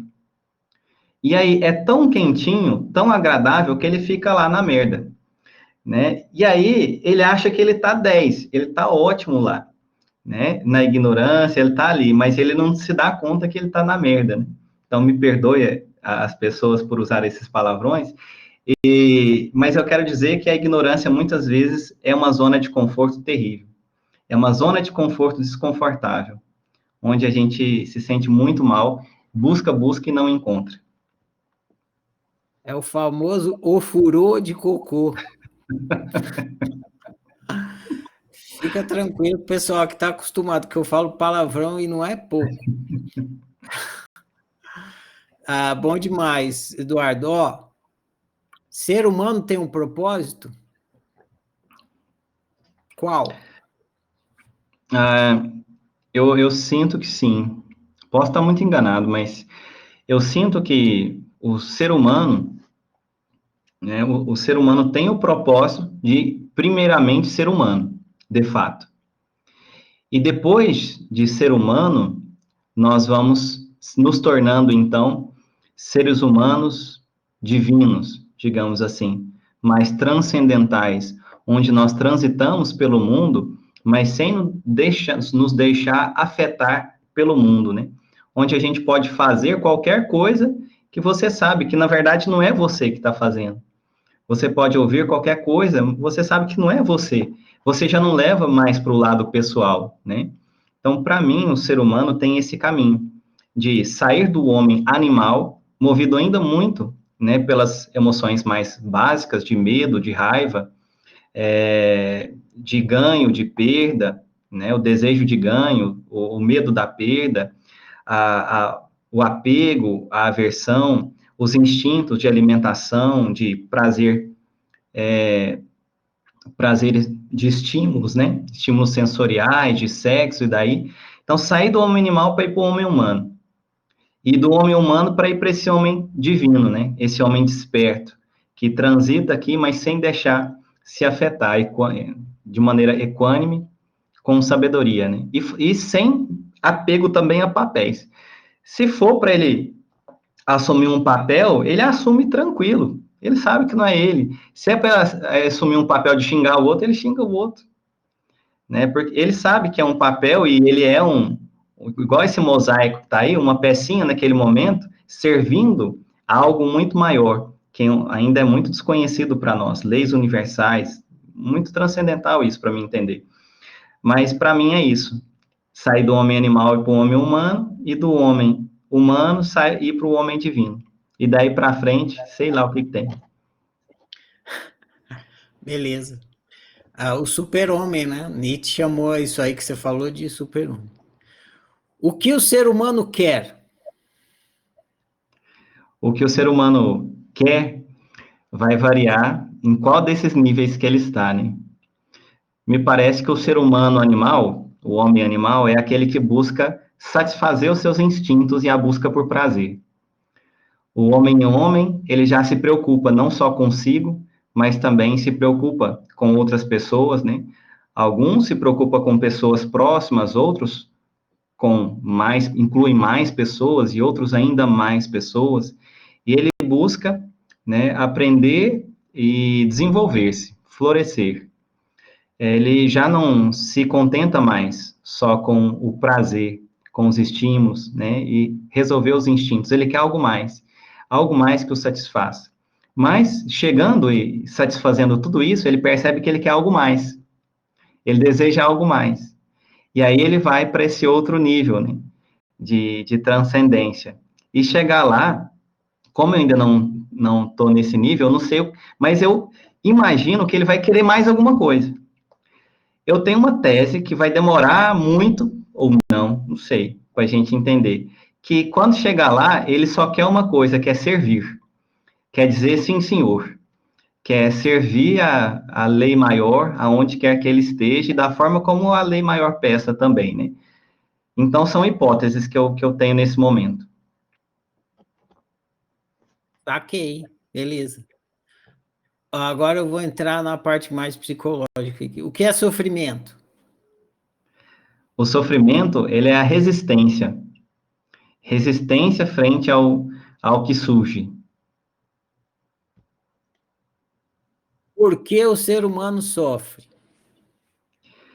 Às vezes por não aceitar o fluxo das coisas, né? Então, ao atrito, ao sofrimento. É possível não sofrer? Acredito nisso. Acredito que a gente pode viver o que for, ir aonde quer que for necessário, fazer o que tem que fazer sem sofrer. Como é que faz para não sofrer? Como é que faz para não sofrer? Eu acredito que esse processo de autoconhecimento, nos desidentificando dos papéis, das histórias e dos programas que nós recebemos, a gente já caminha para diminuir o sofrimento, né? Porque aí a gente começa a reduzir os condicionamentos, os obscurecimentos. Isso reduz a insegurança, reduz o conflito, o medo, as projeções, né? Beleza. Então agora nós vamos entrar no pedaços de mim, que é a questão Bora integrativa. lá. Agora chegamos lá. Vou fazer perguntas aqui. Quem depois quiser fazer perguntas já vai se preparando aí. O que são práticas integrativas? Integrativo é aquilo que vê o ser humano como um todo, né? Entendendo que o ser humano não é só um corpo físico. Quando a gente fala de medicina integrativa, práticas holísticas ou integrativas de fato, são práticas que consideram o ser humano como um ser global, né? Múltiplas dimensões com a sua individualidade, na sua história única. Então, não basta que eu te dê um remédio para ajudar a resolver o físico, né? Existem outras áreas também que precisam ser cuidadas para que haja um bem-estar mais profundo. Prática integrativa, portanto, são terapias que têm essa visão mais ampla sobre o ser humano e buscam ajudar ele enquanto ser multidimensional. Você meio que respondeu minha segunda pergunta, mas vou fazer ela do mesmo jeito, que aí você fala de novo, fica mais claro. Para que servem práticas integrativas?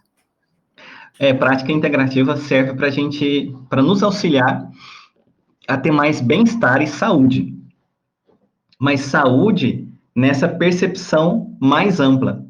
Porque eu posso não ter nenhum problema, né, e não me sentir bem. Por isso que as práticas integrativas, elas são muito profundas, né? Não trabalha só o corpo, elas vão nos levando nesse processo, vão estimulando essa nossa jornada de autoconhecimento, de autocuidado, né? Porque elas vão trabalhando com essas diferentes dimensões. Como se pratica as práticas integrativas? Cada prática integrativa tem uma jornada específica, né? Por exemplo, no Reiki, há a possibilidade de você receber uma sessão, um atendimento. Tem muitos terapeutas que atendem em consultórios, fazem uma sessão, e tem muitos trabalhos, até aqui na nossa cidade, Uberlândia, é muito bacana o quanto tem coisas aqui, né, Marcelo? Então, tem muitos grupos, inclusive aqui no nosso instituto também a gente tem um grupo, né, muito antigo, que atende gratuitamente. Então, você pode ter sessão individual, remunerada, de práticas integrativas. Existem esses projetos de atendimento social, gratuito também, para você receber aquele momento. Então, quando você recebe o momento, você estimula esse bem-estar, esse autocuidado e essa saúde na sua integralidade. Mas, aquele que quer se desenvolver mais, o interessante é fazer uma formação, porque aí na formação você se capacita para você poder fazer as técnicas com você, né, e também ajudar outras pessoas. Então, cada prática integrativa tem o seu percurso, né? Então, a prática integrativa é uma coisa que você recebe e não que você faz, é isso? Os dois. Você recebe e você faz. Então, por exemplo, você pode me pedir um atendimento e eu faço uma sessão com você. E aí, nessa sessão, existem vários procedimentos. Um dos procedimentos, por exemplo, você deita numa maca, eu conduzo um relaxamento, uma meditação, eu faço massagens, faço imposição de mãos em alguns pontos do seu corpo. Então, eu estou realizando uma prática integrativa, por exemplo, na Luana, né? Eu estou realizando, atendendo a Luana, realizando essa prática integrativa, fazendo esse atendimento com ele, e ela está recebendo. Então, a prática integrativa é algo que você recebe, ou que você faz com o outro, ou que você faz consigo mesmo, porque também tem essa dimensão do autocuidado, né? Mas, por exemplo, você encaixa a meditação como uma prática integrativa?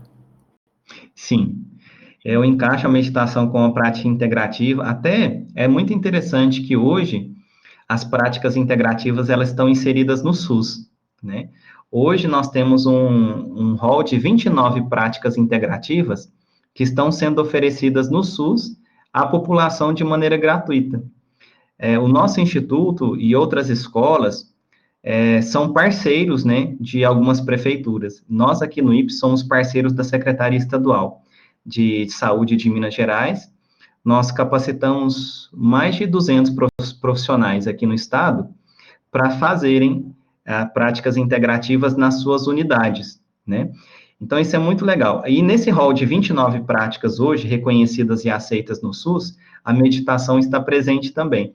Aqui em Uberlândia, a gente tem um centro de referência em práticas integrativas, que é uma unidade da prefeitura, que atende, e tem um médico que conduz meditação lá. E tem outros que fazem reiki, tem outros que fazem outras coisas, né? E outras cidades também estão desenvolvendo o seu serviço de saúde. Mas na meditação, comparando assim a meditação com o reiki, por exemplo, não tem uma pessoa que vai aplicar a meditação em você. É você Não, mesmo que tem que fazer. é uma facilitação, na verdade, né? Ah, tá. Lá é um grupo de meditação, então, ou individualmente, ou de maneira coletiva, se conversa um pouco sobre as técnicas de meditação, orienta-se, né, para as pessoas fazerem essa prática em casa, e faça junto uma meditação guiada, uma meditação conduzida, para que as pessoas possam ter mais segurança, né? Entender um pouco melhor, tirar suas dúvidas, dialogar ali e poder fazer uma prática em casa depois elas com elas. Beleza. Agora eu vou matar uma curiosidade minha, vou aproveitar você. É, do que eu estava vendo das práticas integrativas que você oferece, a barra de Access, eu não sei do que se trata. Você conseguiria me explicar um pouquinho? A barra de axis eu não tenho muito conhecimento, né? Assim, eu vou falar bem o resumo mesmo, porque eu não trabalho com barras, né? A minha sócia, ela trabalha com barras já, ela atende, faz barras de axis e tal. O que eu sei é só o parágrafo introdutório que eu coloquei no site, né? Que eu escrevi para colocar lá que a barra de axis é um processo onde você estimula, se eu não me engano, 32 pontos que tem na cabeça, com combinações e sequências diversas para gerar alguns benefícios. Cada ponto, cada sequência, segundo a teoria de barras, iria ajudar em alguma questão, trabalhar alguma ativação ou desprogramação, né? Reprogramação, algo nesse sentido. Então, assim, eu só sei essa ideia geral que eu coloquei lá no site, mas eu não trabalho no meu dia a dia com barras, não. Minha irmã, que Tá ela ótimo. se especializou bastante por aí. Não, tá ótimo. Já tive uma Deu uma noção que ideia, assim. eu tava no breu absoluto. Práticas integrativas são práticas de cura, sim ou não? Na minha visão, não. Na minha visão, as práticas integrativas estimulam mecanismos naturais do próprio indivíduo para a cura, né? Então, na minha visão, prática integrativa estimula o processo da pessoa. Por exemplo, quando a pessoa está, às vezes a pessoa não está muito bem, ela está desvitalizada, qualquer olhar, um olhar, um gesto, uma palavra, uma expressão, acaba com a pessoa, deixa a pessoa para baixo. Quando a pessoa está bem, às vezes não, encontra um abençoado que fala um trem para a pessoa que ela não gosta, faz um gesto, alguma coisa, ela não está nem aí, né? Pessoa que, né? E não tá, então a pessoa está mais firme, está mais resiliente. E isso é um recurso da própria pessoa, é um recurso do próprio ser, a resiliência. Agora, se ela não está bem, está desanimada, está desvitalizada, a prática integrativa vai trazer um equilíbrio, e mediante esse estímulo positivo, benéfico, os recursos que a pessoa tem, eles podem florescer, né? Eles podem ser ativados. Eu fico pensando que o nosso corpo, ele tem uma sabedoria, um fatores de auto-organização, né? De autocuidado, de auto-organização, tal. E se a gente não tem gasolina, se a gente não está bem, até o nosso sistema imunológico não funciona bem. É engraçado.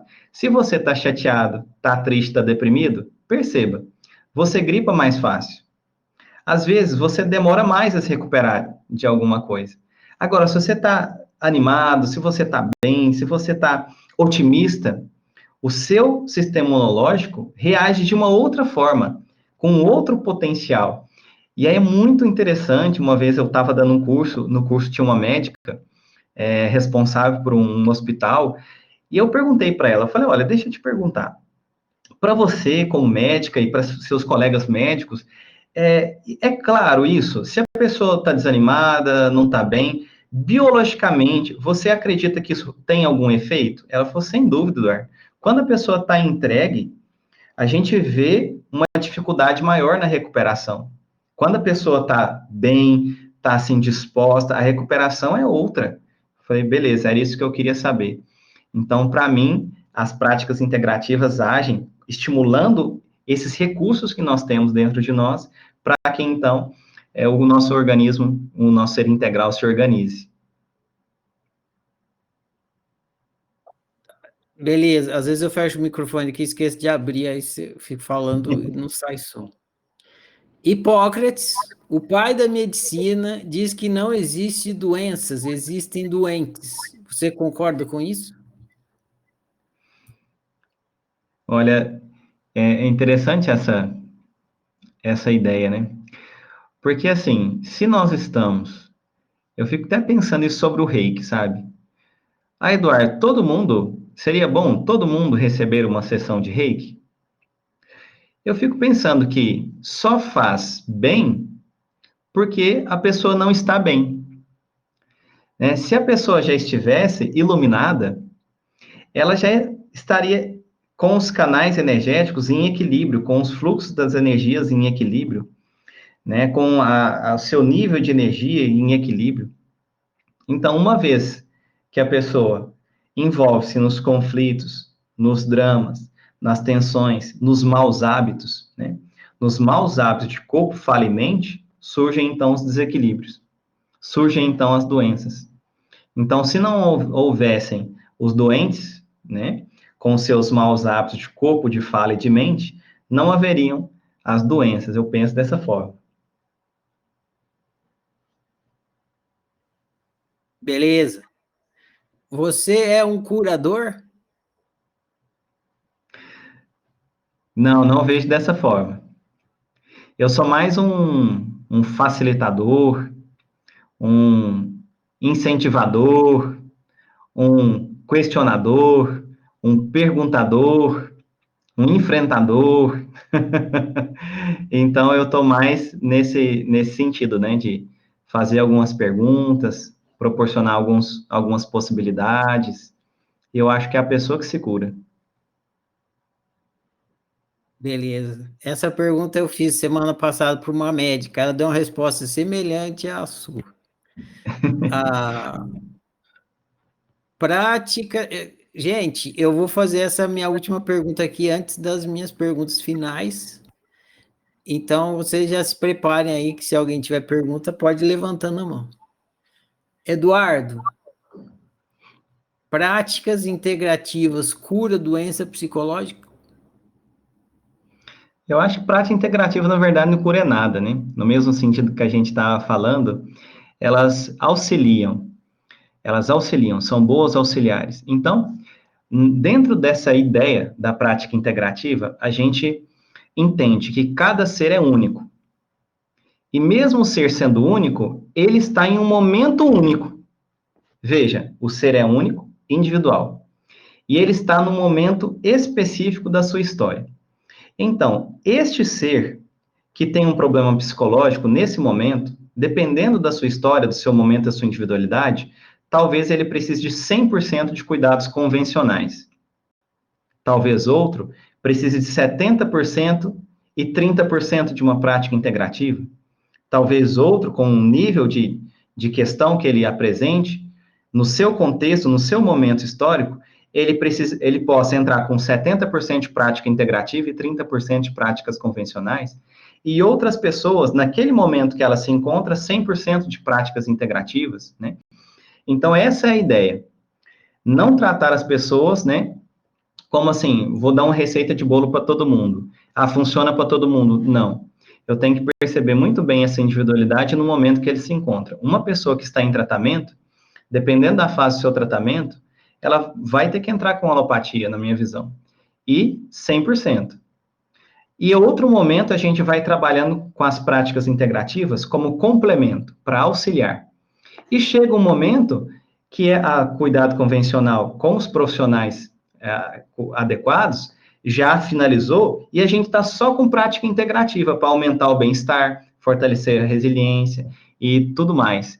Então é assim que eu vejo. Cada um está no seu momento, é um ser único e está no momento específico da sua jornada, onde uma combinação das mais diversas entre práticas convencionais e práticas integrativas vai ser recomendada naquele instante. Entendi. Você usa o termo integrativo mais para o lado do integral, né? O que antigamente o pessoal chamava de holístico. Aham. E não Uma tanto. ideia, Marcelo, por exemplo, alternativo. A terapia alternativa ou medicina alternativa é um termo que a gente não usa mais hoje. Não é um termo, digamos assim, que é muito usado, né, hoje, porque a alternativa é a ideia de substituir. Eu posso substituir. E não é assim. Integrativa é quem que é esse ser, que momento que ele se encontra, quais as possibilidades de acesso e vários outros fatores, né? Sim, entendi. Aliás, o Dr. Ruguet, que era médico, a gente já falou dele, né? Ele era da medicina tradicional e por conta da medicina tradicional não ser integral, né? Integrativa, ele largou mão e foi para a Ayurveda, né? E parece que está muito feliz por lá. Então, bom Isso. para ele, bom para quem aproveitou a decisão dele. Temos uma pergunta aqui, Eduardo, da Luana. Eu vou abrir o microfone dela, ela vai te perguntar diretamente. Maravilha, estou à disposição. Vamos lá. Pronto, Luana, seu microfone está ali. Oi, boa noite, tudo bem? Tudo bom, Luana? Pode perguntar. Então, quando eu comecei a ouvir a sua palestra, eu fiquei na cabeça com essa questão das práticas integrativas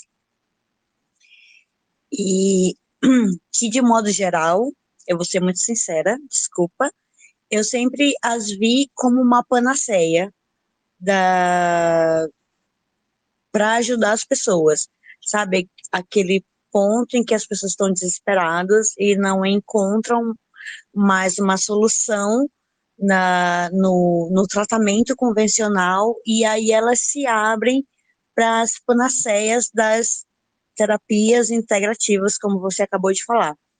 Mas aí agora, na última pergunta que o Ferrari fez, eu achei muito interessante a tua ponderação a respeito de que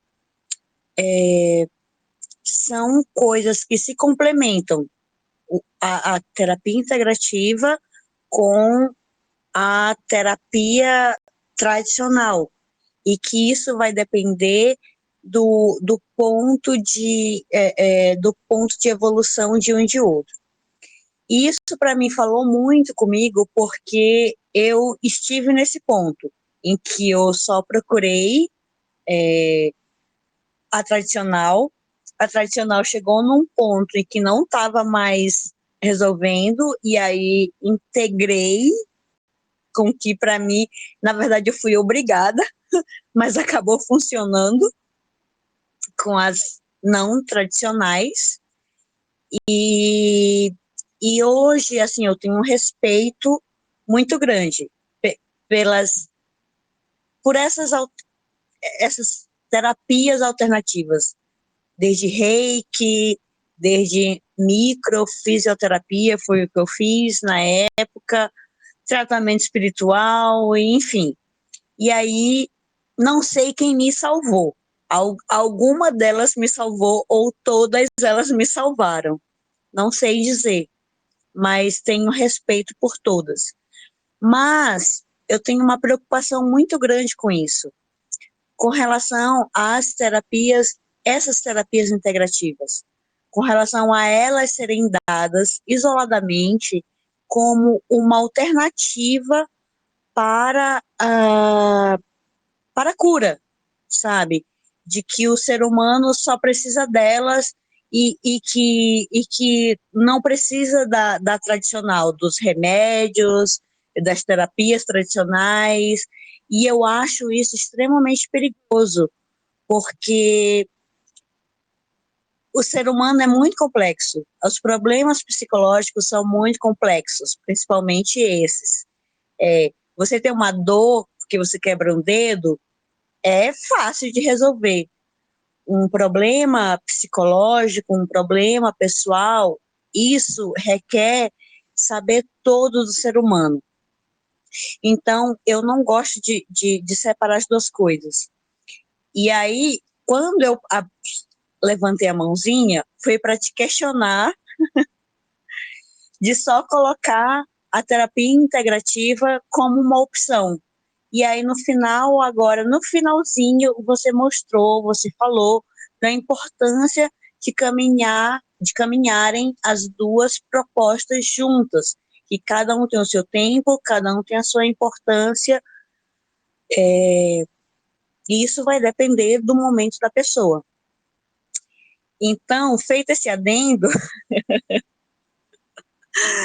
e já feita essa minha ponderação, que eu vi que você não é tão radical assim, vamos todo mundo ser coach, todo mundo ser reiki, todo mundo só viver de luz, eu queria que você fizesse essa ponderação e falasse mais sobre a importância, mas do cuidado que a gente deve ter, a gente enquanto doente, a gente enquanto problemático, de não entrar nessas terapias alternativas ou integrativas que se apresentem para a gente só como uma solução única, entendeu? Eu tenho que fazer reiki porque eu vou ficar bom, eu tenho que fazer barra de axis que eu nunca ouvi falar, que eu vou ficar bom, entendeu? Assim, da importância que é integrar essas novas com a tradicional e, enfim, dessa ponderação entre as coisas. E eu espero ter me feito entender que eu entrei realmente para questionar, mas aí eu acabei vendo que você tem esse mínimo de ponderação. E é isso. Luana, incrível, as suas colocações são excelentes. Eu me preocupo muito também. E aí, é justamente aquela questão do alternativo. Esse é um termo que a gente não usa mais, porque o alternativo era justamente a ideia que te incomoda e que me incomoda também. Quando a gente fala terapia alternativa, por mais que muitas pessoas ainda usem esses termos sem conhecimento do que realmente eles querem dizer, medicina alternativa foi um movimento que começou no ano de 1962, no âmbito da Organização Mundial de Saúde, que era uma contraposição das práticas convencionais, né? Era o seguinte, não, nós defendemos que existem outros caminhos e as pessoas podem optar por fazer só isso aqui.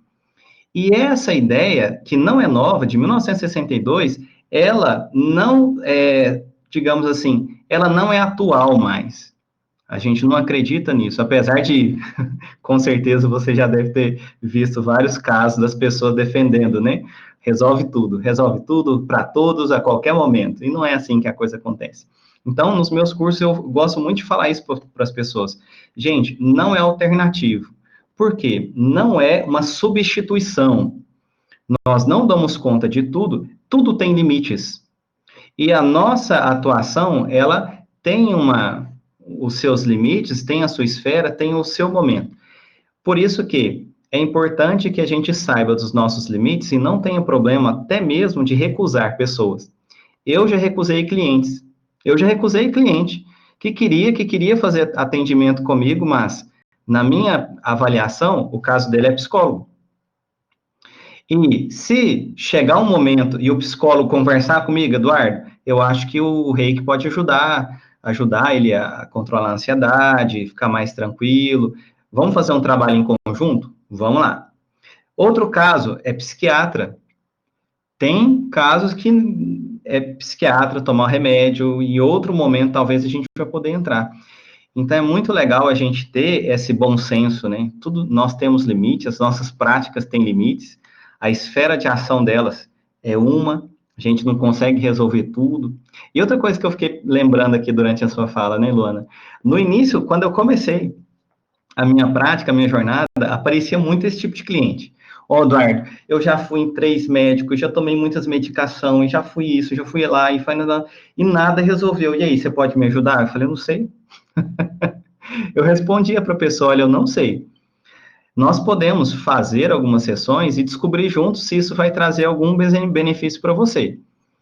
O que você acha? Você quer fazer uma jornada e perceber como é que vai ser? E a gente vai conversando juntos. Vamos fazer algumas sessões, depois a gente vai ver o que você acha que te ajudou, o que não te ajudou, e assim a gente percebe juntos, no seu caso, se vai trazer algum benefício ou não. E aí, no início, então, eu tinha muito esse tipo de cliente que chegava como último recurso. Hoje, esse tipo de cliente é raro. É engraçado que mudou muito. Eu encontro pessoas que estão em busca de mais autoconhecimento, quer se sentir melhor, às vezes não está com nenhum problema específico, uma questão específica, né? Claro que tem aqueles que chegam, sim. Aí, quando a pessoa, por exemplo, chega com depressão, chega com ansiedade, a primeira pergunta é: quais os outros tratamentos que você tem feito? Te foi indicado medicações? Você está tomando em dia? Não mude nada por conta própria. Qualquer dúvida, fale com um profissional que está te orientando. Você está indo direitinho? Você está seguindo direitinho? Por quê? O nosso trabalho ele é complementar. Nós vamos trabalhar aqui de um outro aspecto, né? E assim, eu acho que você está certíssima, né? Me preocupa muito essas pessoas. Por exemplo, eu sou instrutor de reiki há muitos anos. Tem 9 anos que eu dou aula de reiki, dou muito curso de reiki. Só que, mesmo sendo instrutor, o pessoal chama de mestre reiki, né? Mestre reiki. Eu não sei tudo, eu sou estudante, eu estou aprendendo. E aí eu vejo outras pessoas que acham que é a última bolacha do pacote. Não, porque eu sei, porque eu sou mestre, porque eu sou aquilo, porque eu fiz o curso com tal pessoa. Eu não sei é nada. Eu acho tão legal as pessoas, né? Eu sei, eu faço, eu dou conta, eu aconteço. Na verdade, eu não sei. Eu estou aprendendo e a gente vai assim com muita leveza e tranquilidade, né? Eu consegui responder, Luana, a sua questão? E gratidão pela pergunta, né? Me permitiu relembrar essa questão muito importante aí.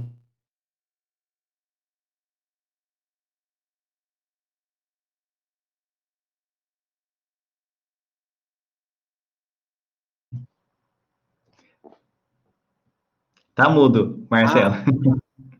Eu não abri o meu. Seu microfone está aberto, Luana. Se você quiser abrir e falar sim, respondeu. Sim, sim, respondeu, e eu acho muito válido essa observação da importância da integração das duas técnicas, digamos assim, porque quando a gente está desesperado, é muito difícil a gente encontrar alguém que faça essa ponderação que, por exemplo, você disse que faz. E eu acho isso muito importante, eu acho isso muito válido. Por mais Quando a gente só está indo para autoconhecimento e para aperfeiçoar, é uma coisa. Você tem um nível, como é que eu posso dizer? Um nível de controle que quando você está desesperado, você está doente, está naquele momento, a pessoa não tem. E não tem realmente, eu falo isso por mim.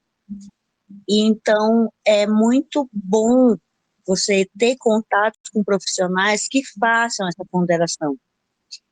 Como eu disse, quando eu levantei a mãozinha, foi para criticar. Mas aí, no final, eu vi que você tem essa ponderação. Então, muito grata pela sua resposta e pelo seu trabalho. Valeu, Luana. Vou prosseguir aqui. Ninguém mais levantou a mão? Eu vou fazer minhas perguntas finais agora, Eduardo. Bora lá. Qual a pergunta que eu não fiz e deveria ter feito?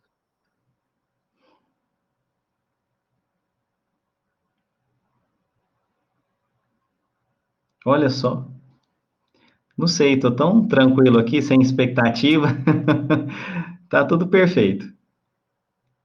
Essa pergunta é tipo assim, o que você gostaria de ter dito, mas eu não falou porque eu não perguntei. Ah, entendi. Nesse momento, sabe que não me veio nada? Tá bom, beleza então.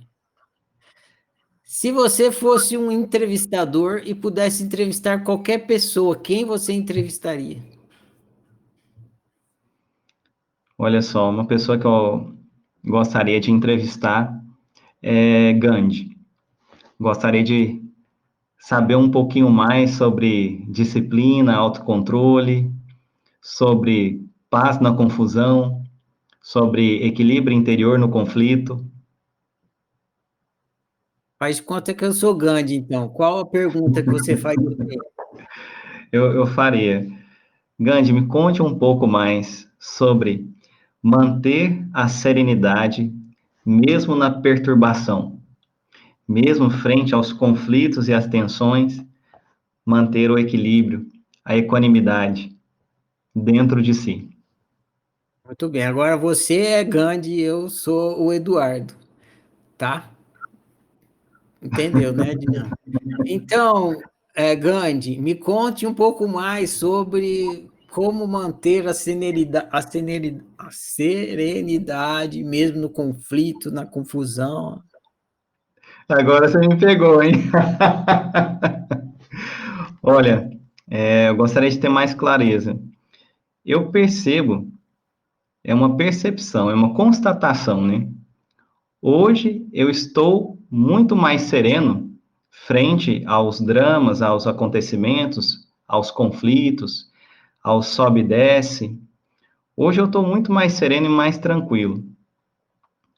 Como eu cheguei até aqui, não sei ao certo, mas esse processo de me desidentificar das coisas que eu não sou e deixar de honrar, né, os padrões que eu fui absorvendo, os modos de operar, de sentir, de pensar, deixar de honrá-los e começar a criar novos caminhos, novas trilhas internas, né?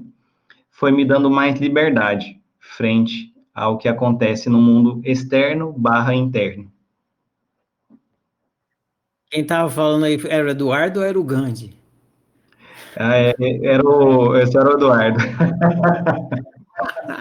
Não sei o que o Gandhi diria. Eduardo, se você tivesse a oportunidade de digitar no Google a pergunta que você mais quer saber a resposta, o que você digitaria? Quem sou eu? Deixa eu digitar aqui no Google para ver o que acontece agora. Quem sou eu? Quem sou eu? Enter. Apareceu uma música. Tem uma música no YouTube que tem esse nome. As 30 perguntas para se conhecer. 30 perguntas para se conhecer. Ó, tá fácil. as frases no Pensador, no Pensador, outra música na Letras, promoção, quem sou, jogo, quem sou eu, promoção e ofertas americanas. Eu acho que eu não acreditaria em nenhum resultado, viu? Tem uma cifra do Cifra Clube aqui, enfim, o Google não ia te ajudar muito, não. Ai, ai. Eduardo, tem uma dinâmica que eu faço com os alunos, que quando eles entram nos grupos de prática, que eles vão contar a vida dele, eles contam em grupos, pequenos grupos de praticantes, eles contam a história de vida deles um para o outro, e depois, no final, eles têm uma dinâmica que chama celular mágico, que é assim, você recebeu um celular mágico, e se esse celular mágico tem a possibilidade de você enviar uma mensagem, e a mensagem vai chegar para todos os celulares do planeta. Todas as pessoas do planeta vão receber sua mensagem. Então, você está com esse celular mágico na mão agora. Qual é a mensagem que você vai mandar? Vou mandar uma mensagem. Vou escrever o seguinte: o amor é o ponto de partida. O amor é o ponto de chegada. O amor é o próprio caminho. O amor é a bandeira acima de todas as bandeiras. Que o amor floresça dentro e fora de todos nós. Aperta o enviar aí, senão não chega. Tá, enviar. Eita. Tá enviado, Eduardo. Bom demais. Eduardo, terminamos aqui a sua entrevista. Foi um prazerzaço estar te conhecendo, estar refletindo junto com você, pensando nessas questões, ouvindo as suas respostas. Te agradeço muito por você ter aceitado meu convite, você aceitou prontamente, né? Agradeço você ter sido tão voluntarioso lá para a gente fazer os testes e tudo isso aí que possibilitou você estar aqui agora com a gente. Então, muito obrigado, agradecido. Muita gratidão a você, ao Oficina, a todos que estão aqui agora assistindo ao vivo, e aqueles que vão ouvir ou ver isso em outros canais aí também, sintam-se todos abraçados. E eu fico muito feliz de vocês estarem nesse caminho que a gente está também. Isso aí. Você que está aí ouvindo a gente no podcast ou assistindo no YouTube, aqui embaixo está o contato do Eduardo, para você entrar em contato com ele. Eu vou encerrar aqui a gravação agora. Agradeço a todos que estiveram aqui presentes na live também. Boa noite para nós tudo e prossigamos. Boa noite, pessoal. Tchau, tchau.